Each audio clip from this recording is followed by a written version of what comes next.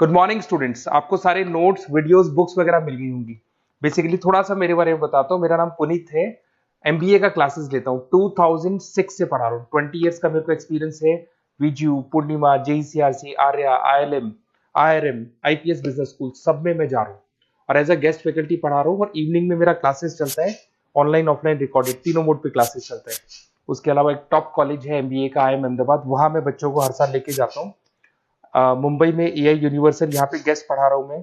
JECRC में पढ़ा रहा हूँ, आर्या कॉलेज में पढ़ा रहा हूँ। इन कॉलेजेस में मैं पढ़ा रहा हूँ। देखिए, राइटर भी हूँ। 2008 से मैंने बुक्स वगैरह लिखना स्टार्ट कर दिया था। यूट्यूब पे सारे वीडियोस मिल जाएंगे, रिकॉर्डेड लाइव लेक्चर सब कुछ मिल जाएंगे। बस एक छोटा सा इंपॉर्टेंट डिस्कशन आप लोगों से करना था। एमबीए आप कहीं से भी करें, थोड़ा सा मेरे से आप डिस्कस करके अगर आप एमबीए ज्वाइन करते हैं तो आप थोड़ा सेफर मोड में रहेंगे। उसका रीजन बताता हूँ क्यों। क्योंकि मेरे को जो एक्सपीरियंस है ना 20 इयर्स का, एमबीए में प्लेसमेंट होगा कि नहीं होगा, कॉलेजेस कैसे पढ़ाते हैं, क्या उनका प्लेसमेंट स्ट्रक्चर है, क्या इंटरनल एक्सटर्नल इन्फॉर्मेशन है, मेन चीज अंदर क्या चल रहा है उनके। क्योंकि मैं तो रेगुलर कॉलेजेस में जा रहा हूँ तो मेरे को पता है कौन से कॉलेज में क्या चल रहा है। तो आप मेरे से थोड़ा सा एडवाइस लेके अगर आप एडमिशन लेते हैं तो थोड़ा सा सेफर जोन में रहेंगे। बाकी आपके डिस्टेंस के ऑनलाइन के एडमिशन, मणिपाल हो गया, एमएटी हो गया, ज्ञान विहार हो गया, तो यहाँ भी आपको अवेलेबल हो जाएंगे। तो आप अगर एडमिशन लेते हैं तो प्लीज मेरे से कंसल्ट करना। हो सकता है कि मैं आपको एक बेस्ट कॉलेज बता पाऊं और एक सेफर जोन में लेके जा पाऊं। क्योंकि एडमिशन लेने के बाद बच्चों को लगता है कि यार गलत जगह चले गए। Okay, best of luck. मेरा नंबर आपके पास है। साथ के साथ अगर आपको कोई और क्वेरी चाहिए तो मेरे को व्हाट्सअप करें या कॉल कर सकते हैं। Okay, best of luck. नमस्कार। आज हम एक कंपनी को कह सकते हैं अंदर से बनाने की कहानी समझेंगे। सोचिए, कोई भी कंपनी सिर्फ प्रोडक्ट या सर्विस नहीं बेचती, वो अपने लोगों को भी बनाती है। पर ये होता कैसे है? क्या इसका कोई ब्लूप्रिंट होता है? आज हम इसी ब्लूप्रिंट यानी एचआरडी सिस्टम डिजाइन की परतों को खोलेंगे। हमारे पास architecting growth HRD system design and principles नाम का एक दस्तावेज है और हमारा मिशन है इसमें से वो सबसे जरूरी बातें निकालना जो बताती हैं कि कैसे कुछ कंपनियां अपने कर्मचारियों को लगातार बेहतर बनाती हैं, जबकि दूसरी वहीं की वहीं रह जाती हैं। चलिए इस आर्किटेक्चर को समझने की कोशिश करते हैं। तो सबसे पहले ये एचआरडी सिस्टम डिजाइन, ये भारी भरकम सा शब्द आखिर है क्या? आसान भाषा में कहें तो ये एक पूरा ब्लूप्रिंट बनाने जैसा है। दस्तावेज कहता है कि इसमें वो सारी पॉलिसीज, प्रोसेसेस और प्रैक्टिसेस आ जाती हैं जिनका एक ही मकसद है, कर्मचारियों के स्किल्स, नॉलेज और मोटिवेशन को बढ़ाना। और यहीं पर ज्यादातर लोग पहली गलती करते हैं। एचआरडी सुनते ही सबके दिमाग में बस ट्रेनिंग आता है। बिल्कुल। जबकि ट्रेनिंग तो इस विशाल सिस्टम का बस एक छोटा सा हिस्सा है। असल में ये एक होलिस्टिक अप्रोच है, एक समग्र दृष्टिकोण। इसमें ट्रेनिंग और डेवलपमेंट के अलावा परफॉर्मेंस मैनेजमेंट, यानी कर्मचारी कैसा काम कर रहे हैं उसका मूल्यांकन, उनका करियर आगे कैसे बढ़ेगा, कंपनी में टैलेंट को कैसे संभाला जाएगा और यहाँ तक कि कंपनी का पूरा कल्चर कैसा होगा, ये सब कुछ शामिल है। ये किसी एक गतिविधि के बारे में नहीं, बल्कि कर्मचारियों के पूरे विकास चक्र के बारे में है। अच्छा, मतलब ये कि सिर्फ कर्मचारियों को एक कोर्स के लिए भेजना एचआरडी नहीं है। ये तो एक बहुत बड़ी और जुड़ी हुई मशीनरी है। इस दस्तावेज में इस मशीनरी को बनाने का एक 5 कदमों वाला प्रोसेस दिया गया है। तो कोई कंपनी कहाँ से शुरू करे?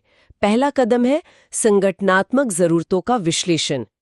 सुनने में सीधा लगता है, पर क्या इसका मतलब सिर्फ ये देखना है कि हमारे कर्मचारियों को क्या नहीं आता? उससे कहीं ज्यादा गहरा है ये। विश्लेषण 3 स्तरों पर होता है और यही इसकी खूबसूरती है। पहला है ऑर्गेनाइजेशनल लेवल, यानी पूरी कंपनी का लेवल। हाँ, पूरी कंपनी को एक इकाई के रूप में क्या चाहिए, हमारा विजन क्या है, अगले 5 साल में हम कहाँ जाना चाहते हैं। दूसरा है टास्क लेवल, यानी किसी खास जॉब को, मान लीजिए सेल्स मैनेजर की जॉब को अच्छे से करने के लिए कौन से स्किल्स चाहिए।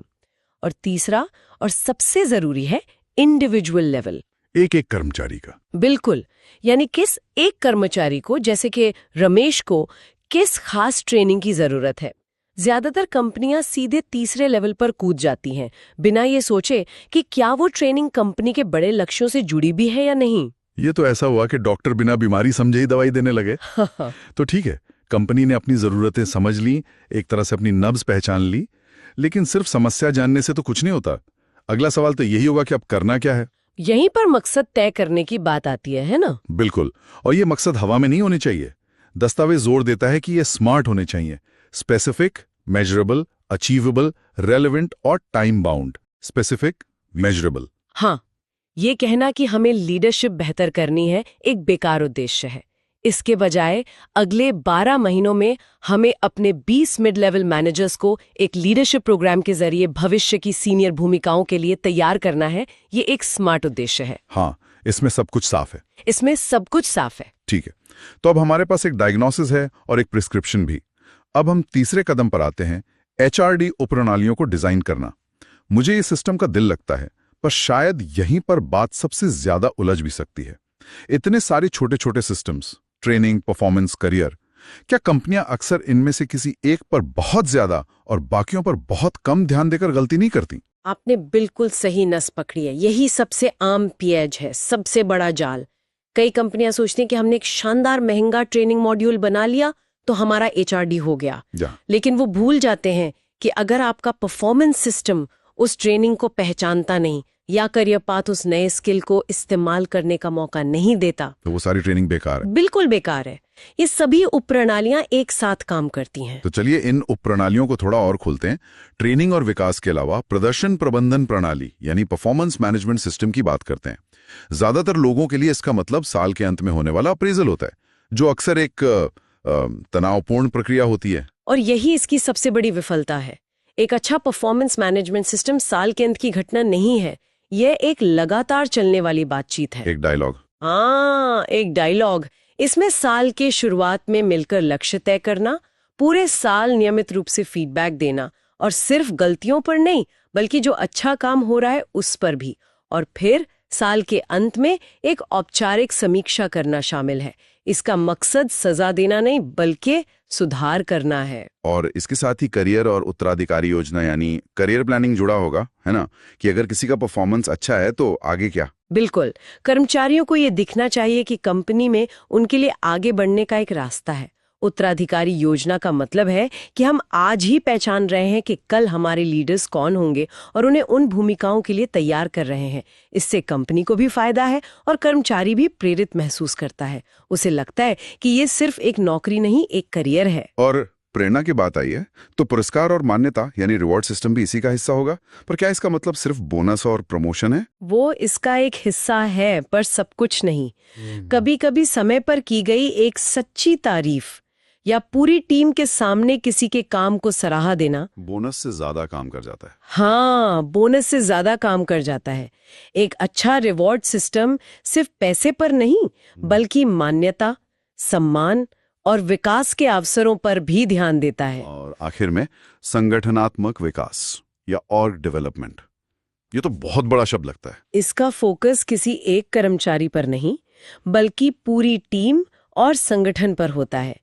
टीम बिल्डिंग, कंपनी का कल्चर सुधारना, और जब कंपनी में कोई बड़ा बदलाव आ रहा हो, जैसे कोई नई टेक्नोलॉजी आ रही हो, हाँ, तो उसे सुचारू रूप से लागू करना। मुझे एक कंपनी याद है जिसने टीम बिल्डिंग के लिए अपने कर्मचारियों को एक महंगे रिजॉर्ट में भेजा, लेकिन ऑफिस में वापस आती वही पुरानी पॉलिटिक्स शुरू हो गई। क्यों? कल्चर पे काम नहीं किया था। बिल्कुल, उन्होंने कंपनी के कल्चर पर काम ही नहीं किया था। टीम बिल्डिंग सिर्फ एक इवेंट नहीं, एक लगातार चलने वाला प्रोसेस है। ये तो बिल्कुल साफ हो गया कि ये सब पुर्जे मिलकर ही एक गाड़ी बनाते हैं। अब प्रक्रिया के आखिरी 2 कदम बचे हैं, कार्यान्वयन और मूल्यांकन। यानी जो भी डिजाइन किया उसे लागू करो और फिर देखो कि वो काम कर भी रहा है या नहीं। लेकिन ईमानदारी से बताइए, क्या कंपनियां सच में मूल्यांकन करती हैं या बस ट्रेनिंग प्रोग्राम चलाकर भूल जाती हैं? बहुत अच्छा सवाल है। कई कंपनियां मूल्यांकन से बचती हैं क्योंकि ये मुश्किल है और नतीजे शायद डरावने हों। हाँ, और कई बार नतीजे वैसे नहीं आते जैसी उम्मीद होती है। लेकिन बिना इसके एचआरडी एक अंधेरे में तीर चलाने जैसा है। मूल्यांकन का मतलब सिर्फ ये नहीं पूछना है कि आपको ट्रेनिंग कैसी लगी।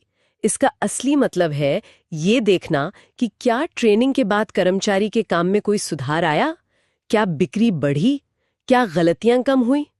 दस्तावेज में रिटर्न ऑन इन्वेस्टमेंट आरओआई की बात की गई है। आरओआई यानी हमने ट्रेनिंग पर जो पैसा खर्च किया उससे कंपनी को कितना फायदा हुआ।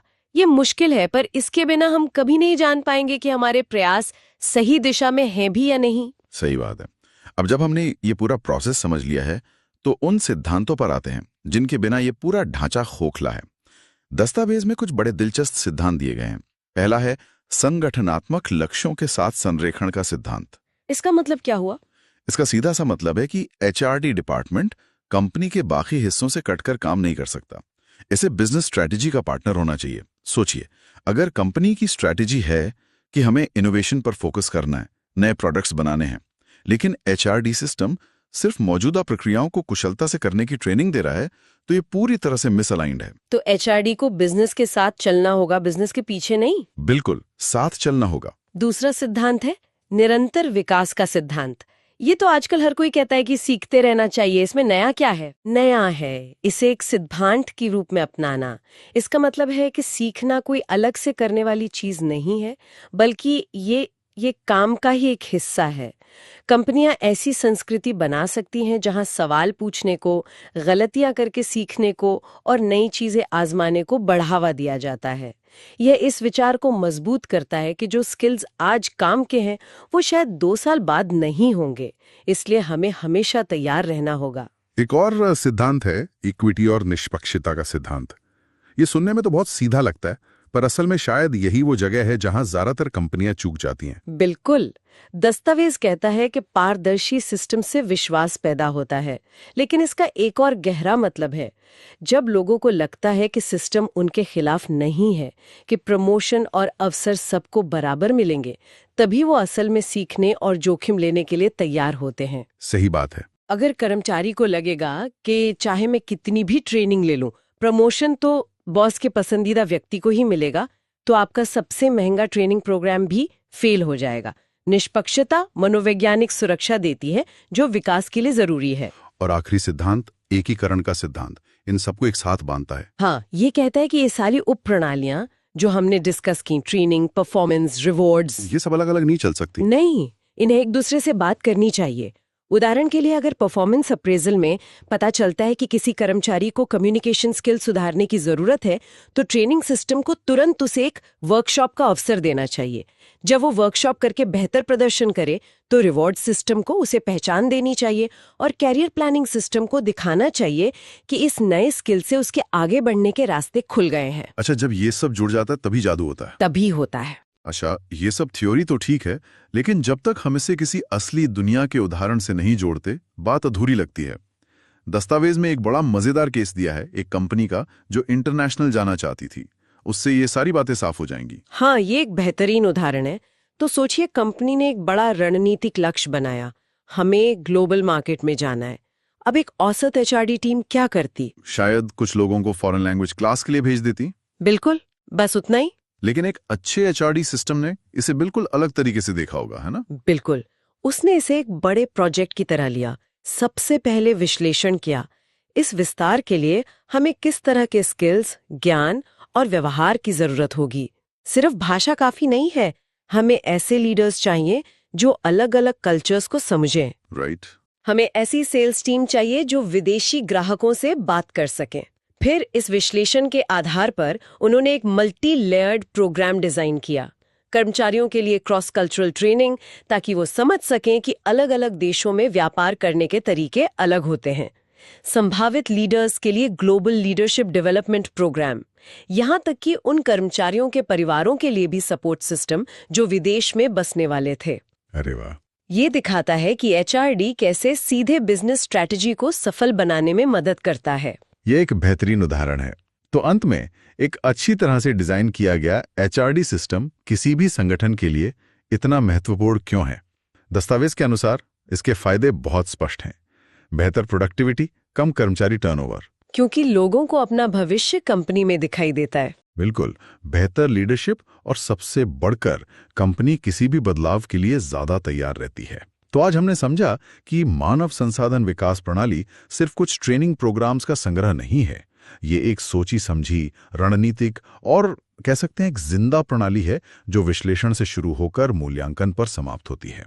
और ये कर्मचारियों और संगठन दोनों की तरक्की के लिए एक निवेश है, खर्चा नहीं। बिल्कुल।